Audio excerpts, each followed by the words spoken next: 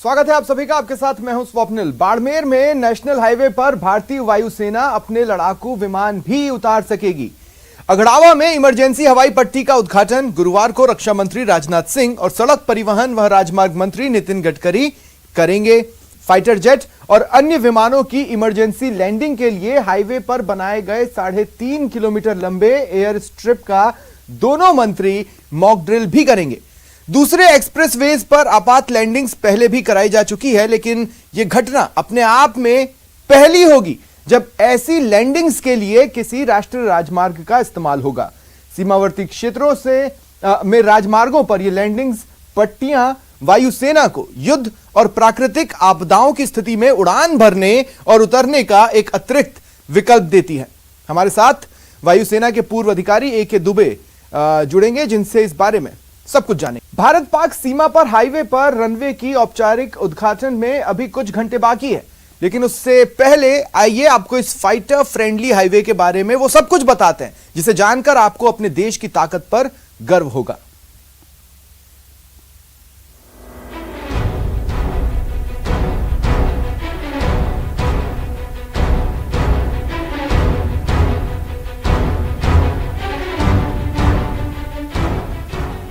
Indian air force के अदम्य साहस और नए हिंदुस्तान की ये तस्वीर है जब हाईवे पर भारत के सबसे बड़े कार्गो प्लेन ने लैंडिंग की है। भारत पाक सरहद पर ये देश का पहला हाईवे है जिस पर फाइटर जेट और कार्गो प्लेन की लैंडिंग और टेक ऑफ की व्यवस्था की गई है। बाड़मेर जालौर बॉर्डर पर अगड़ावा में आपात परिस्थितियों के लिए भारतमाला प्रोजेक्ट के तहत नेशनल हाईवे 925A पर हवाई पट्टी बनाई गई है, जहां से जेट फाइटर टेक ऑफ और लैंडिंग कर सकते हैं। पाकिस्तान बॉर्डर से महज 40 किलोमीटर दूर हिंदुस्तान ने ऐसी रोड तैयार की है जहां पर फाइटर प्लेन उतारे जा सकते हैं। इस वक्त मैं उसी एयर स्ट्रिप पर खड़ा हूं जहां पर आज सुबह से बड़े बड़े एयरक्राफ्ट जो हैं वो लगातार ना सिर्फ यहाँ पर उतर रहे हैं बल्कि यहाँ से टेक ऑफ भी लगातार हो रहे हैं, चाहे बात सुखोई की हो, जगुआर की हो या फिर हरक्यूलिस की हो। तमाम तरह के एयरक्राफ्ट जो है वो यहाँ पर उतर रहे हैं। फाइटर फ्रेंडली इस हाईवे की खासियत की बात करें तो भारत पाक बॉर्डर पर हाईवे पर रनवे बना है। बाड़मेर जालौर बॉर्डर पर अगड़ावा में हाईवे पर रनवे। फाइटर जेट यहां से लैंडिंग और टेक ऑफ कर सकते हैं। पाक बॉर्डर पर हाईवे पर ये देश की पहली हवाई पट्टी है। 32 करोड़ 95 लाख रुपए की लागत से हवाई पट्टी बनी है। 3 किलोमीटर लंबाई और 33 मीटर चौड़ाई में बना है रनवे। रनवे के दोनों ओर फाइटर जेट के लिए 2 पार्किंग है। 40 गुना 180 मीटर आकार की पार्किंग बनाई गई है। एटीसी प्लिंथ का 2 मंजिला एटीसी कैबिन भी बना है। 3.5 किलोमीटर लंबी और 7 मीटर चौड़ी सर्विस रोड भी है। सर्विस रोड खास तौर पर फाइटर जेट के लिए बने हैं। करीब 50 साल पहले पाकिस्तान से युद्ध जैसी आपात परिस्थितियों में वायुसेना के भुज एयरबेस पर जो हुआ वैसी नौबत फिर से नहीं आए, इसीलिए इस तरह की प्रोजेक्ट की जरूरत थी। लिहाजा एयरफोर्स की जरूरत को देखते हुए हाईवे पर रनवे बनाने की शुरुआत की गई। आपको बता दें कि इससे पहले उत्तर प्रदेश में लखनऊ आगरा एक्सप्रेसवे पर विमान की लैंडिंग हो चुकी है। साथ ही बिजबेहरा, चिनारबाग, बनिहाल, श्रीनगर, फलोदी, जैसलमेर, द्वारका, मलिया, लखनऊ, बलिया, खड़गपुर, बालासोर, खड़गपुर, क्योंझर, नेल्लोरे, ओंगोले, ओंगोले, चिक्लूरीपेट, चेन्नई, पुदुचेरी, कडियाकराई, रामनाथपुरम में भी हाईवे पर रनवे बनाने का काम चल रहा है, जिसके जल्द पूरा होने की उम्मीद है। भारत पाक सीमा पर ये पहला रनवे वाला हाईवे है जो NH 925A पर जालौर जिले के अगड़ावा से सेसावा के बीच बना है और इसकी लागत करीब 32 करोड़ 95 लाख रुपए आई है। पाकिस्तान बॉर्डर से पहले इस प्रकार की एयर स्ट्रिप जो है वो कई मायनों में बहुत खास हो जाती है, क्योंकि जिस कभी भी ऐसी आशंका होती है कि कोई युद्ध होता है या कोई और गतिविधि बॉर्डर पे होती है तो तुरंत एयरफोर्स जो है वो ऑपरेशनल हो सकता है। इस प्रकार की एयर स्ट्रिप पर जो है वो यहाँ से ऑपरेशनल हो सकता है, उसे किसी भी प्रकार की दिक्कत जो है वो यहाँ पर। दुनिया के कई देश ऐसे हैं जो हाईवे पर रनवे बना चुके हैं। भारत से पहले जर्मनी, स्वीडन, सिंगापुर, दक्षिण कोरिया, ताइवान, स्विट्जरलैंड और फिनलैंड जैसे कई देश हैं जहां हाईवे और एक्सप्रेसवे पर विमानों की आपात लैंडिंग होती है। जालौर से श्याम सुंदर के साथ सौरभ गृहस्थी की रिपोर्ट।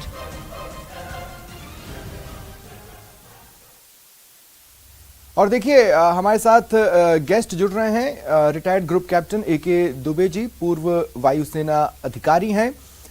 सर, स्वागत करता हूं मैं आपका न्यूज़ 18 राजस्थान पर, साथ ही सैल्यूट करता हूं और थैंक्स कहता हूं मैं आपकी सर्विसेज के लिए, इस देश के प्रति, हम लोगों के लिए, हम लोगों के प्रति, क्योंकि आपकी सर्विसेज है जिसकी वजह से हम आज़ाद हवा में सांस ले रहे हैं और इस तरह के ऐतिहासिक पल का गवाह बन रहे हैं। मैं कुछ ही पलों में बस आपके पास आ रहा हूं क्योंकि इसी से जुड़ी एक और जानकारी है जो मैं अपने दर्शकों के साथ साझा करना चाहता हूं। भारत पाक बॉर्डर पर अगड़ावा हाईवे पर बनी हवाई पट्टी जिसका कल उद्घाटन होना था, उसी पर C-130J super Hercules cargo plane ने लैंडिंग की। आइए दिखाते हैं कैसी रही C-130J सुपर हरक्यूलिस की लैंडिंग और क्या है C-130J सुपर हरक्यूलिस की खासियत।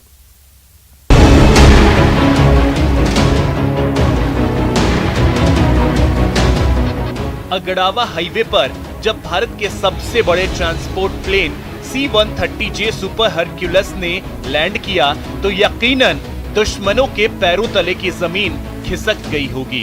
दरअसल C-130J super Hercules plane Bharat का सबसे बड़ा ट्रांसपोर्ट विमान है और इसके जरिए एक साथ बड़ी संख्या में जवान और गोला बारूद पहुंचाया जा सकता है। तो यहाँ पे ट्रायल जो है वो शुरू हो चुका है। कल जिस प्रकार से इस ट्रिप का उद्घाटन होने वाला, उससे पहले भारतीय वायुसेना द्वारा रिहर्सल जो है वो किया जा रहा है और इस रिहर्सल के तहत जगुआर, सुखाई और हरक्यूलिस जैसे फाइटर प्लेन जो है वो यहाँ पर ना सिर्फ उतर रहे हैं और यहाँ से टेक ऑफ भी इस वक्त लगातार यहाँ पर किया जा रहा है। देखिए जिस प्रकार से राजस्थान के जो बॉर्डर है, चाहे वो बीकानेर, श्रीगंगानगर, जैसलमेर, ये बाड़मेर, ये तमाम इलाके यहाँ पर एयरबेस जो है वो मौजूद है, लेकिन इस प्रकार के स्ट्रिप बनाए जाने से मदद ये है कि किसी भी वक्त जो है वो यहाँ पर जो है वो लैंडिंग हो सकती है और यहीं से जो है वो टेक ऑफ किया जा सकता है। अगड़ावा हाईवे पर हवाई पट्टी का निर्माण जिस लिए किया गया है, ये उसी की तस्वीर है। यहाँ पर सुखोई, मिग, जगुआर जैसे फाइटर जेट तो लैंड और टेक ऑफ कर ही सकते हैं, साथ ही C-130J सुपर हरक्यूलिस जैसा जंबो जेट भी उतर सकता है। रही बात इस जंबो जेट की खासियत की, तो आपको बता दें C-130J सुपर हरक्यूलिस के कॉकपिट में 4 L3 डिस्प्ले सिस्टम्स हैं। C-130J सुपर हरक्यूलिस में multi function liquid crystal display है। C-130J सुपर पूरी तरह हथियारों से लैस 3 कैरियर्स ले जा सकता है। C-130J सुपर हरक्यूलिस 20,000 फीट की ऊंचाई तक उड़ान भर सकता है। C-130J सुपर हरक्यूलिस की रफ्तार 592 किलोमीटर प्रति घंटा और रेंज 3,332 किलोमीटर है। C-130J सुपर हरक्यूलिस 1300 मीटर की हवाई पट्टी पर भी लैंड कर सकता है। C-130J सुपर हरक्यूलिस खराब मौसम में भी लैंड और टेक ऑफ कर सकता है। C-130J सुपर हरक्यूलिस विमान 20 टन तक का सामान उठा सकता है। C-130J सुपर हरक्यूलिस विमान में करीब 80 सैनिक हथियारों के साथ उड़ान भर सकते हैं। इसका इस्तेमाल रेस्क्यू ऑपरेशंस, ट्रांसपोर्टेशन और ट्रूप्स डिप्लॉयमेंट के लिए होता है। मतलब साफ है कि किसी भी परिस्थिति में C-130J सुपर हरक्यूलिस विमान छोटे से छोटे एयर स्ट्रिप पर उतर सकता है। साथ ही ये जवानों और उनके लिए गोला बारूद से लेकर साजो सामान तक कहीं भी ले जा सकता है। और अब जब अगड़ावा में हाईवे पर एयर स्ट्रिप बन गई है तो फिर पाकिस्तान का दम निकलना तो तय है। Bureau report, news 18 Rajasthan. Barmer Jalore जिले की सीमा पर अगड़ावा में हाईवे पर जो रनवे बनाया गया है वहां से इंडियन एयरफोर्स के कई फाइटर जेट लैंडिंग और टेक ऑफ कर सकते हैं। उन फाइटर जेट में सबसे ताकतवर फाइटर जेट है सुखोई 30 MKI। आइए दिखाते हैं क्या है इस फाइटर जेट की ताकत और क्यों इसके नाम से ही दुश्मनों के पसीने छूट जाते हैं।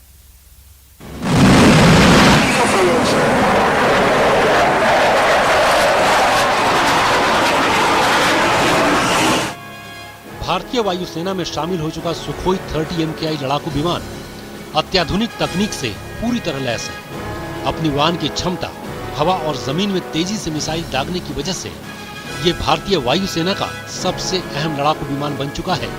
सुखोई 30 MKI को लेकर सबसे खास बात यह है कि दुनिया की सबसे बेहतरीन क्रूज मिसाइल ब्रह्मोस का सफल परीक्षण भी इसी से किया गया था।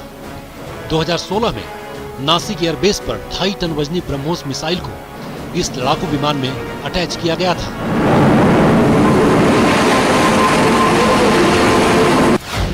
Su-30 MKI का वजन 38,800 किलोग्राम है। इसकी बॉडी टाइटेनियम और उच्च तीव्रता वाले एल्यूमिनियम से बनी है। Su-30 MKI की लंबाई 21.9 मीटर है और इसकी ऊंचाई 6.4 मीटर। Su-30 MKI के पंखों की लंबाई 14.7 मीटर है। Su-30 MKI की रफ्तार 2100 किलोमीटर प्रति घंटा है। Su-30 MKI को दो इंजनों की ताकत मिलती है। Su-30 MKI प्रति सेकंड 300 मीटर की ऊंचाई पकड़ता है।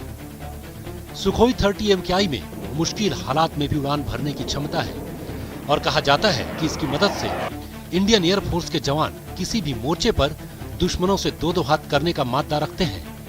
आपको बता दें कि 18 साल पहले भारत ने 140 सुखोई 30 MKI लड़ाकू विमान खरीदने के लिए रूस से करार किया था। बाद में टेक्नोलॉजी ट्रांसफर के बाद HAL ने भी कई सुखोई 30 MKI का निर्माण किया। सुखोई 30 MKI की मारक क्षमता की बात करें तो सुखोई 30 MKI की मारक क्षमता करीब 3000 किलोमीटर तक है। सुखोई 30 MKI में अत्याधुनिक रेडार और डिफेंस सिस्टम लगे हैं। सुखोई 30 MKI में उड़ान के दौरान ही फ्यूल भरा जा सकता है।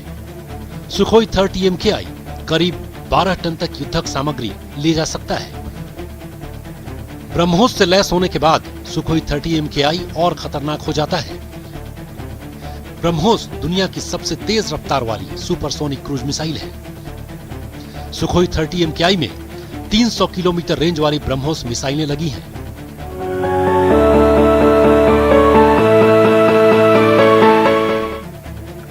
इस वक्त भारतीय वायुसेना के कई एयरबेस पर सुखोई 30 MKI तैनात है और जरूरत पड़ने पर इसे चंद मिनटों में उड़ान के लिए तैयार किया जा सकता है। सुखोई 30 MKI की एक और खासियत यह है कि इसकी मदद से एक एयरबेस से दूसरे एयरबेस तक सेना के वजनी हथियार और वजनी उपकरण भी पहुंचाए जाते हैं। मौजूदा समय में सुखोई 30 MKI भारतीय सेना के तीनों अंगों में अहम किरदार निभा रहा है। रक्षा विशेषज्ञ संजीव श्रीवास्तव ने कहा कि इमरजेंसी हवाई पट्टी बहुत उपयोगी साबित होगी। आपातकालीन स्थिति में इसका बहुत महत्व होगा।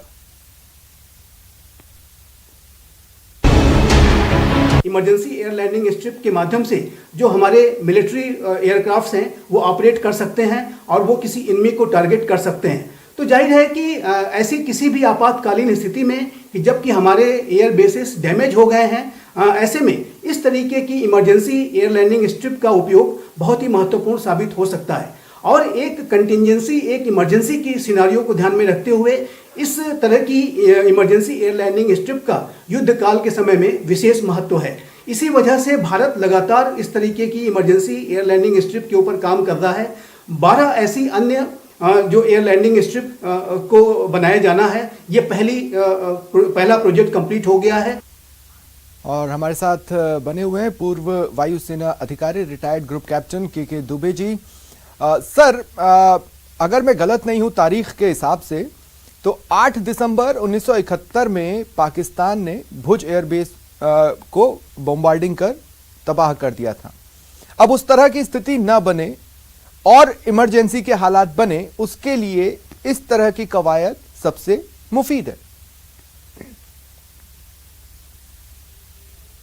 जी,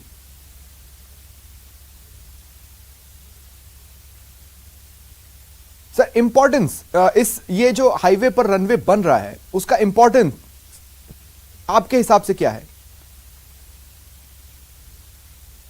जी देखिए, हम वैसे तो हमें बहुत सारे एयरफील्ड चाहिए होते हैं जो सीमा के पास बने हों, पर इतने सारे एयरफील्ड बनाना, मेंटेन करना बहुत मुश्किल होता है। जब हमारे लड़ाकू जहाज दुश्मन के हमला करके वापस आते हैं, उनके बाद ईंधन की कमी होती है और उन्हें लैंडिंग के लिए जल्द से जल्द नियरेस्ट बेस चाहिए होता है।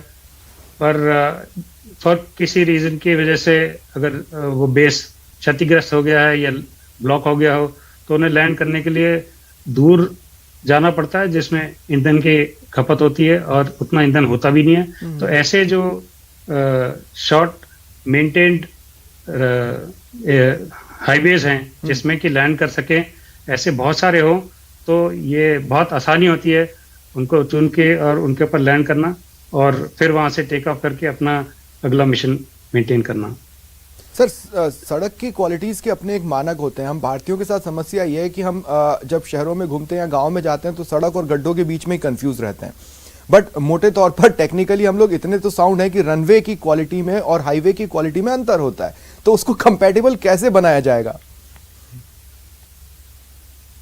जी देखिए, अगर लैंडिंग के लिए हाईवे की क्वालिटी तो इम्प्रूव करनी ही पड़ेगी। उसका एक पीसीएन वैल्यू होता है जो कि रनवे की पीसीएन वैल्यू से अगर मैच करेंगे, सिर्फ उतने स्ट्रेच का जिसमें हमें चाहिए कि जहाज लैंड करे, उतने स्ट्रेच का अगर पीसीएन वैल्यू अच्छा मेंटेन करके रखें जिसमें लड़ाकू जहाज लैंड कर सके, तो वो काफ़ी होगा उतना।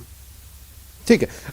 सर, जैसे अब एयरबेस होता है तो वहां पर विमान के साथ कम्युनिकेशन के लिए सेंटर होता है और अन्य चीज़ें होती हैं, और वैसे भी रनवे सबसे सेफेस्ट ऑप्शन होता है फाइटर जेट्स के लिए, फाइटर प्लेन्स के लिए लैंडिंग का। अब जब हम हाईवे में करा रहे हैं तो हमें इस बात का भी ध्यान रखना होगा कि कम्युनिकेशन और प्रॉपर हो। अब वहां पर अलग से एयरबेस टाइप फैसिलिटीज तो है नहीं, मिनिमम रिक्वायरमेंट फॉर फैसिलिटीज क्या होनी चाहिए या क्या होंगी? देखिए, अगर हाईवे में लैंड करवाना है तो ये एक प्री प्लान एक्सरसाइज होगा जिसमें कि हाईवे को एक्टिवेट करना पड़ेगा, जिसके लिए आपको सड़क वाहन को रोकना पड़ेगा, उतना एरिया क्लियर करवाना पड़ेगा। तो उस बीच में आपको आरटी कम्युनिकेशन के लिए जो भी मोबाइल सेट्स की रिक्वायरमेंट होती है उतने में वो उपलब्ध हो सकते हैं।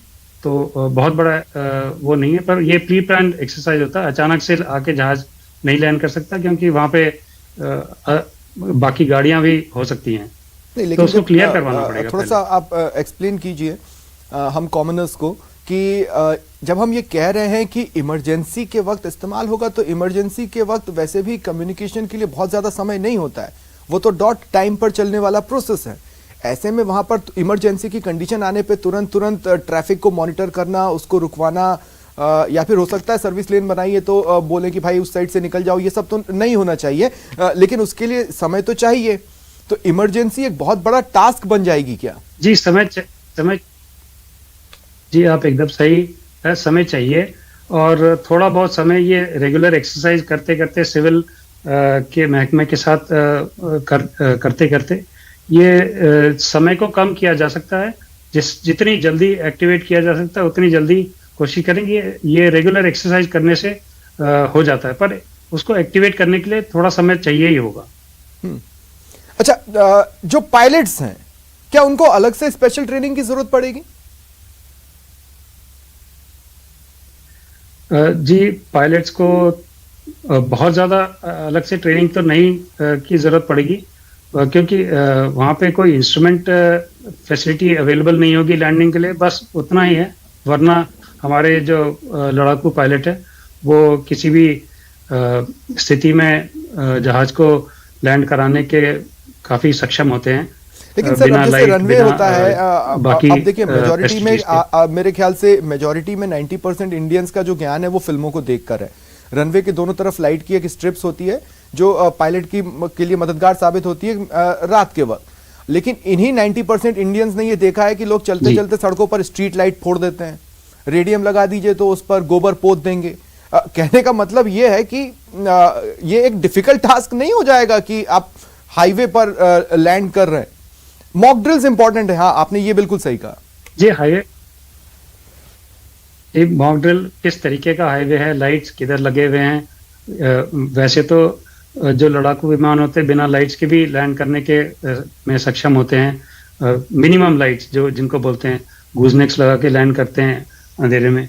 तो ये सब चीज़ें प्रैक्टिस और किस तरीके का हाईवे है, उसमें कितनी लाइट अवेलेबल हैं, उसके ऊपर बहुत निर्भर करेगा। और वो रेगुलर प्रैक्टिस से जो वहाँ के लोकल पायलट्स हैं उनको पता चल जाएगा। ये बहुत बड़ा मुश्किल टास्क नहीं होता है। सर एक महत्वपूर्ण सवाल मैं लेना चाहता हूं, लेकिन उस सवाल की भूमिका थोड़ा सा मैं बांध रहा हूं। देखिए, आर्मी, एयरफोर्स और नेवी ये कोई मीडिया को देखकर मोटिवेट नहीं होती है, और न ही मीडिया में चलाई जा रही खबरों को देखकर उनको किसी तरह के डर का सामना करना पड़ता है। हम अपने प्रोग्राम्स में चलाते हैं कि चीन ने ऐसी मिसाइल बना ली है, पाकिस्तान के पास वैसी मिसाइल पहुंच गई है, और हम फिर भी उनके बाप हैं। हालांकि ये बात बिल्कुल सही है कि अगर कैलिबर की बात करें तो हम अपने दुश्मनों के बाप तो हैं। मेरा सवाल यह है कि ऐसी ऐसी खबरों के बीच में अगर हम ये बोल रहे हैं कि हम बॉर्डर के इतना नजदीक है, तो क्या बॉर्डर के उस पार बैठे लोग या दुश्मन या समय के हिसाब से कभी कभी दोस्त कभी कभी दुश्मन, वो जो भी हैं, क्या वो इस चीज को टारगेट कर सकते हैं दूरी से? देखिए, दूरी से टारगेट करने की संभावना तो हो सकती है, बट अगर हम ऐसे बहुत सारे स्ट्रेच बना देते तो उनके लिए भी ये बहुत लाभदायक नहीं होता। या वो अपने मिसाइल सिस्टम को उसको रनवे आपके हाईवे स्ट्रेच को डिस्ट्रॉय करने के लिए, रनवे डिस्ट्रॉय करने में बहुत ज़्यादा फायदा है, पर हाईवे स्ट्रेच डिस्ट्रॉय करें, उसको यूज़ करें ना करें, तो उसका जो कॉस्ट बेनिफिट एनालिसिस है उससे बहुत ज़्यादा फायदा नहीं होता है दुश्मन को। ठीक है, मतलब डिस्ट्रॉय करने के लिए तो कर सकते हैं वो। बहुत बहुत शुक्रिया सर, और लास्ट में एक बार फिर आपको थैंक यू और सैल्यूट आपकी सर्विसेज के लिए। तो कुल मिलाकर अब एक ऐतिहासिक पल मरुधरा में हमें देखने को मिलेगा, और मुझे पूरी उम्मीद है कि न्यूज़ 18 राजस्थान पर आप उस ऐतिहासिक पल के गवाह भी बनेंगे। फिलहाल इतना ही। थैंक यू सर, नमस्कार।